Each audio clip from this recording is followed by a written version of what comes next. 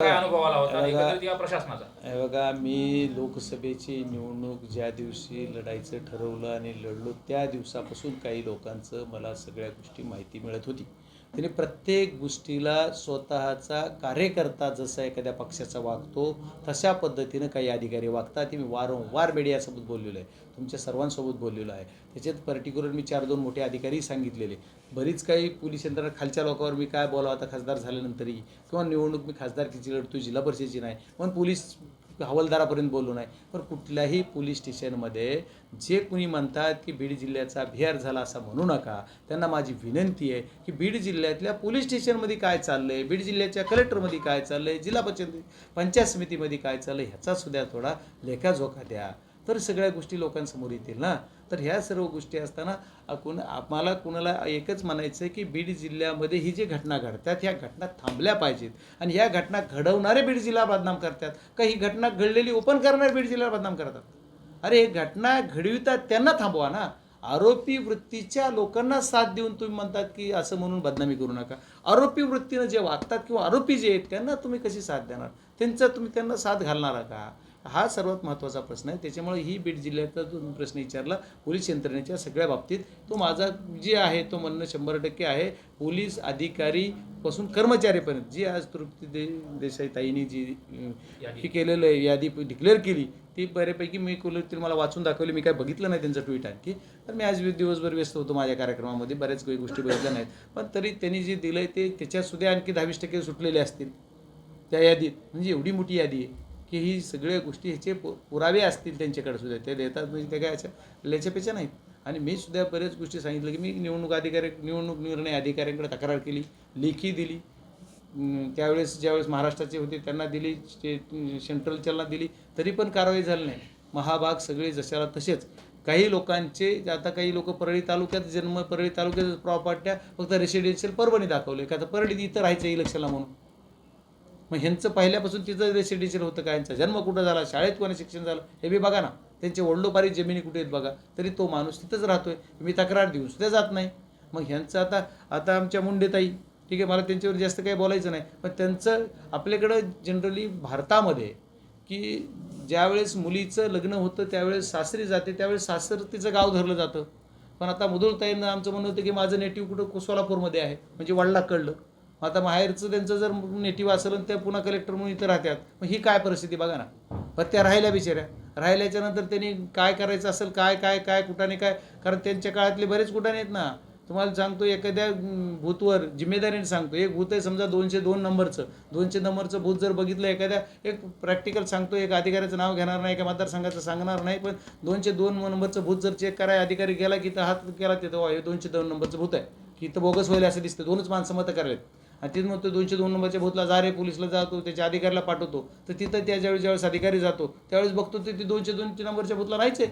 मग हे कोणी केलं? ह्याला सुद्धा कलेक्टर मॅडम बी जिम्मेदार असू शकतात त्या तत्कालीन, म्हणजे कोण यंत्रणा जी असेल ती. मग हे सुद्धा असं असताना ह्याच्यासाठीच त्यांना ठेवलं होतं का? मग लोकलचे लोक का ठेवले? अशा त्या प्रकरणात कोण आहे? म्हणजे जे नंबर 1 आणि कॅमेरा 1, कॅमेरा डिस्प्ले दुसऱ्या नंबरचा दिसतोय, म्हणजे ह्याच्यात सगळी मिसमॅच आहे. ह्या मिसमॅचमध्ये असं आहे की बूथ नंबर कॅमेऱ्याला दाखवताना 150 दाखवतोय आणि तिकडं असतो 202. म्हणजे अशा पद्धतीचं मिसमॅच करून, म्हणजे एखादा दिसलं डिस्प्लेवर तरी तो तसं नाही. अशा पद्धतीचं घटना घडलेल्या आहेत. पुराव्यानिशी आहे जी बोलतोय त्याच्यात तुम्ही काय बोलत नाही. जिथं ही सगळ्या अधिकारी चेक केलेलीच इथं आहे. आता त्या अधिकारी बोलल का नाही बोलल तर रेकॉर्डर आलेले ते बोलावं बी लागेल. तो विषय सगळा विषय. पण मला त्या खोलात जायचं नव्हतं, कोणाच्या विरोधात जायचं नव्हतं. मी निवडून आल्यानंतर उगाच कशाला बोटमोडीत बसू? म्हणजे एवढं सगळं महाभारत करून सुद्धा मला लोकांनी निवडून दिलं. मग मी आनंद घेतो ना, कशाला लोकांची सेवा करतो ना. आता कशाला आणखी ती असं तसं म्हणून मी काही केलं नाही. मी चाललं त्याच्यावर चालू द्या. पण ह्यानी जी अन्याय लोकांवर चालला, ह्या अन्यायाविरुद्ध आवाज उठविणं, लोकांनी मला दिलेल्या मताची उताराई होणं ही माझी जिम्मेदारी आहे. त्याच्यामुळे लोकांनी दिलेल्या मताच्या जीवावर मला काम करणं माझी जबाबदारी आहे. लोकांकडून माझ्या अपेक्षा आहेत, त्या माझ्याकडून लोकांच्या अपेक्षा तर त्या अपेक्षा पूर्ण करणं माझं काम आहे. त्याच्यामुळे मी जिथं अन्याय दिसेल तिथं मी बोलणारच. आता आरोप होत त्यांच्याविषयी तुमचं काय मत आहे, काय तुम्ही मागणी? नाही, मला त्यांचं सगळं बघितलं पाहिजे. काय आरोप झाला आहे, त्यांनी काय केलं, हे सगळं मला अभ्यास तर करू देत, मग मी बोलतो. तुम्ही आज तो विषय आला आहे समोर माझे आत्ताच. मी तर बाहेर होतो अगोदर 8 दिवस, तर काल आलो, काल चालचं, आज तो विषय आला आहे माझी. मला गाडी चर्चा झाली मागायची की असं असं आलंय, तर ते काय झालं एकदा क्लिअर बघू देत, त्याच्यानंतर बोलतो. कारण कसं होईल, मी जर काय बोललो तर चुकीचं होईल ना, की जिम्मेदारीनं बोलताना मला पूर्ण अभ्यास करू दे, त्यांनी काय बोललं आणि त्यांच्यावर काय आलं तर मग मी त्याच्यावर बोलतो. सुरुवातीपासून तुम्ही या प्रकरणात आहात, आहे, आवाज उठवता, शेवटपर्यंत राहणार. आवाज उठवता, तर कधी तुम्हाला असेल म्हणून?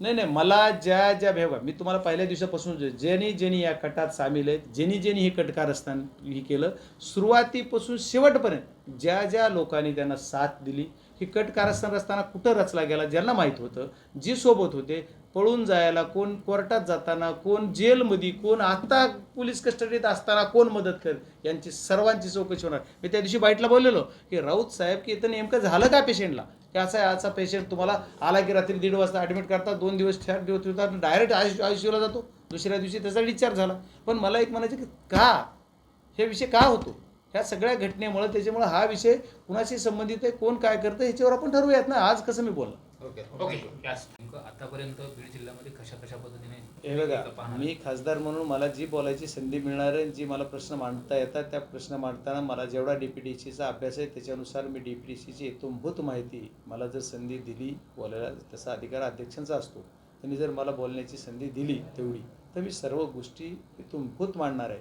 इथून मागच्या DPDC जेवढ्या झाल्या त्याच्यात कमीत कमी मी खासदार झाल्यापासूनची झालेली एक DPDC, ज्याचा की 24-25चा पूर्ण निधी किंवा वाटप जे काय होतं निधीचं, मी खासदार म्हणून मागितलं तर 1 रुपयाचा निधी मला दिला नाही. म्हणजे दिला नाही म्हणजे मला नव्हता पाहिजे. माझ्या मतदारसंघातील सर्व गावांनी जी काही मी सूचना केली, माझ्या सूचनेप्रमाणे 1ही रुपयाचं काम दिलं नाही. एवढंच नाही तर त्यांच्या सर्व संबंधित समविचारी पक्षाच्या लोकांना पण किती दिलं, काय दिलं, मला याच्यात खोलात जायचं नाही. पण एकाच तालुक्यात, एकाच विधानसभा मतदारसंघात मॅक्झिमम कामं घेतली गेली आणि त्याचासुद्धा लेखाजोखा मला वाटतं सगळीच करतील. कारण सगळेच लोकप्रतिनिधी सगळेच म्हणतील आणि मी पण तो मांडणार आहे की ठीक आहे. माझं आता कसं, तो विधानसभा जरी असला, तो माझ्या लोकसभा कार्यक्षेत्रात असल्यामुळं मला म्हणताना पण मी म्हणणार की लोकसभा कार्याने निधीचं वाटप कुठल्या जरी असेल, जिल्हा परिषदेच्या गटात सुद्धा एखादं जर काम द्यायचं असेल तर जे जिल्हा परिषदेतून कामं झाले त्याच्यातले सुद्धा जे विषय येते तर प्रत्येक गटात काम गेलं पाहिजे, त्यांनी तशी वाटप केलं नाही. जिल्हा परिषदचा जो तुम्हाला सांगतो, आता DPDCवर तुम्ही प्रश्न विचारला म्हणून, जिल्हा परिषदेच्या माध्यमातून ज्या बी कामाला मान्यता द्यायची त्याचा आराखडा अगोदरच्या मिटिंगमध्ये मंजूर पाहिजे. ते मंजूर आराखड्यातूनच जिल्हा परिषदेनं प्रशासकीय मान्यता दिली पाहिजे. तत्कालीन असणाऱ्या CO आमच्या, काय त्या मॅडमचं नाव होतं बघा, हां, काय त्या जी आहेत त्या मॅडम होत्या, मला त्यांचं नाव बी माहीत नाही. तर त्या मॅडमना मी कमीत कमी 3 बैठका घेतल्या.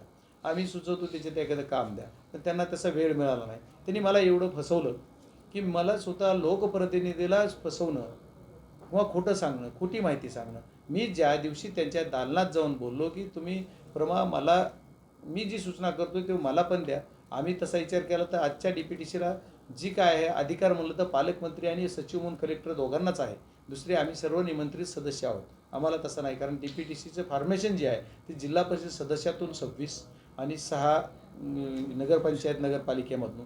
तर या सर्व गोष्टीच्या याच्यातनं फॉर्मेशन नाही आहे, ती बॉडीज नाही आहे. मग आता कुठलीही बॉडी नसताना या दोघालाच अधिकार आहे. आम्ही निमंत्रित आहोत. मग आमचं निमंत्रित म्हणून खासदार म्हणून जर माझं ऐकायचं असेल तर तुम्ही जिल्हा परिषद देताना खासदारांना पण निधी द्या त्याच्या सूचनेनुसार.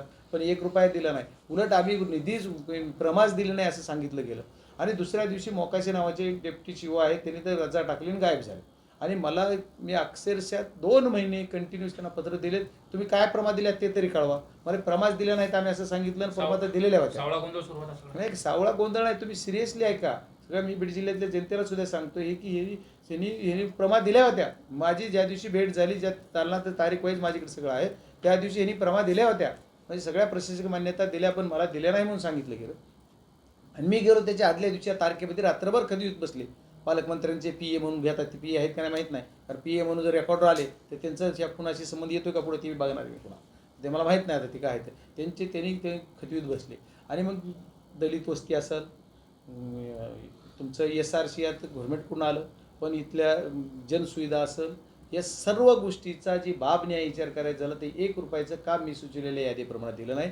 आणि मला प्रमाण 2 महिने दिले नाहीत. आचारसंहिता लागायला पाहिजे असं त्यांचं म्हणणं असेल तर आचारसंहिता लागली, निवडणूक झाली तरी नाही. मी ज्यावेळेस प्रिव्हिलेज मोशन केलं कलेक्टरांच्या विरोधात, कलेक्टरने जाऊ द्या, ह्यांनी नाही दिल्या, कलेक्टरनी तरी, हे कलेक्टर ज्या DPDC घेतली त्या आदरणीय मागच्या कलेक्टर ज्या होत्या, काय त्या बुदळ मुंडे काय, तर त्या होत्या, त्या गेल्याच्यानंतर ही कर्तव्यदक्ष कलेक्टर आलेत. मग ह्यांनी आल्याच्यानंतर ह्यांना सुद्धा मागितल्या, तो चिंचानेच का DPDCचा नियोजन अधिकारी आहे अधिकारी साने नावाचे, तर त्या महाशयाने ते मला काही आमचं काहीच नाही केलं. म्हणजे एवढंच नाही की मला कलेक्टरने तरी एवढं तरी ऑफिस पाहिजे होतं ना. खासदार मागतोय, जिल्ह्याचा सर्वोच्च सदस्य आहे, सर्वोच्च सभागृहात गेलेला, आणि एक तरी मागायला मानायला पाहिजे होतं की ही द्या. तर मला ज्यावेळेस प्रिव्हिलेज मोशन कलेक्टरच्या विरोधात मी माझ्या सेक्रेटरीकडे ह्याचे अध्यक्षाकडे केलं, त्याचे कागद आल्याच्या नंतर मला आता मागच्या 8 ते 10 दिवसापूर्वी सगळा मेल पाठवला, तरी हार्ड कॉपी आणखी दिली नाही की आता काय प्रमा दिला ते कधी. फार त्याची वाट लागली. ही जूनमध्ये दिल्या प्रमा. जून त्यांचं जुलै, ऑगस्ट, सप्टेंबर, ऑक्टोबर, नोव्हेंबर, डिसेंबर 6 महिन्याचे आफ्टर 6 मंथ मला प्रमाची कॉपी मिळते. म्हणजे बघा किती कर्तव्यदक्ष शासन आहे, तुमचं किती कर्तव्यदक्ष चालतंय. आणि ह्याचं मग प्रमा जर मग ह्या प्रमाचा वाकट्या बघितल्या कुठं बघितले, परळी परळी परळी परळी परळी. आता हे आम्ही म्हणलो की बदनामी आहे का? तिची खरं आहे ना रेकॉर्ड. मग आता याचा जो की पालकमंत्र्याचा त्यांनी चेहराच पाहिला नाही. दोंडी वगैरे लावताय पालकमंत्री. सॉरी त्याच्या जनतेला एक नाही, आता सगळ्यांनी वाचलंय, सोशल मीडिया आहे, एवढा मीडिया आहे सगळं. आता पालकमंत्री कोण आहेत असं मला नाही कळलं, कोण आहेत कळलं नाही. म्हणजे आता तर पालकमंत्री आले. आणि एवढं आणखी एक बातमी वाचलेली मी की पालकमंत्री रात्री 1:30 वाजता कलेक्टरकडे आढावा घेतला इथून जाताना त्यांनी. 1-1:30 वाजता ते मार्मिक शब्द होते. मार्मिक होतं का? मग ते मला तसं एवढं मला कळत नाही. आता तुमचे शब्द होते मीडियाचे, त्याच्यामुळे मी म्हणलं ठीक आहे, मग आता ह्याच्यात मी कसं बोलणार, मला नाही माहिती ते. पण तसं मला नाही वाटत की असं कुणाला झालं ते माहीत नाही. तुमचं असं म्हणणं आहे का की म्हणजे पालकमंत्री महोदय रोज आले पाहिजेत असं म्हणणं आहे काय? काय तुम्हाला म्हणायचं कळत नाही मला. बाप्पा मला बोलायला परवानगी जर दिली, मला संधी मिळाली, तेवढा वेळ मिळाला तर ते मी 100% मांडणार आहे. आणि DPDCत नाही झालं तरी मला तू वेळ देते तिथे मांडणारच आहे. आणि ही जी व्यथा आहे बीड जिल्ह्याची, बीड जिल्ह्यातल्या सर्व मतदारांची, त्यांच्या पुढं घरानं ह्यांच्या पुढे मांडलं तर त्यांची व्यथा संपल ना. त्याच्यामुळे पालक आहेत आमचे, आता ते पालकापुढे आम्ही मांडणारच आहेत. आमचा राईट आहे तो, तुमचा आमचा सर्वांचाच. आमचे सर्वांचे पालक आहेत नाही आज दादा, पण दादा 100% न्याय देतील असं मी पहिल्या दिवसापासून म्हणतोय. आता तुम्ही सगळ्यांनी मीडियानं म्हणलेले तुम्ही अजितदादा पालकमंत्री व्हावं म्हणलात, मी त्याच्यासाठीच व्हावं म्हणलं ना की आता काहीतरी खरं कळतील म्हणून. त्याच्यामुळे मी म्हणलो झाले ना दादा. मात्र बीड जिल्ह्याला अशा पद्धतीनं पाठिंबा. बघा, माझी आदरणीय मनोजदादा जरांगे पाटील यांना विनंती राहिली किंवा त्यांना माझं विनंती पण आहे की त्यांनी त्यांच्या तब्येतीची काळजी घेणं गरजेचं आहे. आम्हाला त्या माणसाची समाज म्हणून, समाजाचा बांधव म्हणून मला खूप काळजी आहे त्या माणसाची की त्यांनी आपल्या थोडं तरी तब्येतीची काळजी करणं गरजेचं आहे. ते समाजाच्या आणि त्यांच्या कार्याच्या पुढं, समाजाच्या पुढं ते त्यांच्या स्वतःच्या शरीराला बिलकुल बघत नाहीत. ही सरकार जी हे सरकारला त्यांची कधी काळजी वाटेल, किती दिवस लागेल मला माहीत नाही, पण ते एवढं झटतायत समाजासाठी. त्याच्यामुळे त्यांनी एकदा थोडं थांबायला पाहिजे. त्यांनी असं काहीतरी असं वाटत होतं, पण ते तरी उपोषणाला बसले. आता शेवट कसं आहे, त्यांचा निर्णय तो जे आहे, त्यांची एकदा प्रकृतीची विचारपूस पण मी करणार आहे. 3रा दिवस आहे जवळपास. मला जे लवकरात लवकर मी त्यांना भेटणार पण आहेच, पण त्यांनी तशी काळजी करावी अशी माझी अपेक्षा आहे. 30 तारखेला कोण? विजयसिंह पंडित गेवराईचे आमदार आमदार. विजयसिंह पंडित. हां, आता त्यांनी तसं बोललं आहे, आता मी ऐकलं नाही. पण जर समजा त्यांना तसं वाटत असेल तर हे करण्याला कारणीभूत कोण आहे ह्याचंसुद्धा त्यांनी उत्तर द्यावं लागेल ना. बीड जिल्ह्यातल्या जनतेला पण हे कळायला पाहिजे की याचं कोण करतंय. मला कुणावर बोलायचंच नाही आहे, पण आता तुम्ही प्रश्न विचारला तर त्यांचा काय रोल ह्याच्यात कुठं दिसला नाही मला एवढ्या ह्याच्यात. आज फक्त तेवढ्याच बाबतीत त्यांचा रोल आला काय. बीड तसं ते आता ती एका मतदारसंघात बीड जिल्ह्यातल्या, पण ठीक आहे, त्यांना बीडचे नेतृत्वात असेल त्याच्यामुळे त्यांना तसं वाटलं असेल. पण हा भाग बीडला कुणी बदनाम करत नाही. बीडविषयी जर काय झालं तर आम्हाला सुद्धा वेदना होतात. बीड जिल्हा हा आमचा सुद्धा आहे. मी तर एंटायर पूर्ण बीड जिल्ह्याचा खासदार आहे. मी काही काय विधानसभा पुरता किंवा घेतच नाही किंवा माझा अर्धा जिल्ह्याचा भाग येतोय आणि अर्धा जिल्ह्याचा येत नाही असं नाही. पूर्ण जिल्हाचा मी प्रतिनिधी आहे. तरीसुद्धा मला वेदना होतात. परळीची घटना जरी वाटली तरी बीड जिल्ह्यात आहे, त्याचीसुद्धा वाईट वाटतंय. पण हे करतंय कोण? मग आम्ही जे काही लोक बोलतो लोकप्रतिनिधी मी कोण आले बघा. आता यांचा बोलण्याचा त्याचा अर्थ काय होता मला माहीत नाही. लोकप्रतिनिधी ह्या संतोष देशमुख प्रकरणामध्ये जर बोलत असले त्याच्यावर प्रकाशदादा बोलले, म्हणजे हे एक सोडता सगळेच बोलले, सर्व पक्षाचे. भारतीय जनता पार्टीचे 2 आमदार बोलले, राष्ट्रवादीचे 1 आमदार बोलले, आमच्या पक्षाचे राष्ट्रवादीचे आमदार आहेत ते बोलताच आहेत, मी खासदार म्हणून बोलतोच आहे.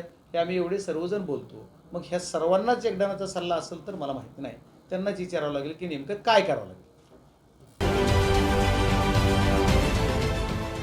देश विदेशातील प्रत्येक घडामोडींचे लाईव्ह अपडेट मिळवण्यासाठी आता साम टीव्हीच्या सर्व सोशल मीडिया प्लॅटफॉर्मला लाईक, फॉलो आणि सबस्क्राईब करा. तसंच सर्व नोटिफिकेशनसाठी बेल आयकॉन प्रेस करायला विसरू नका.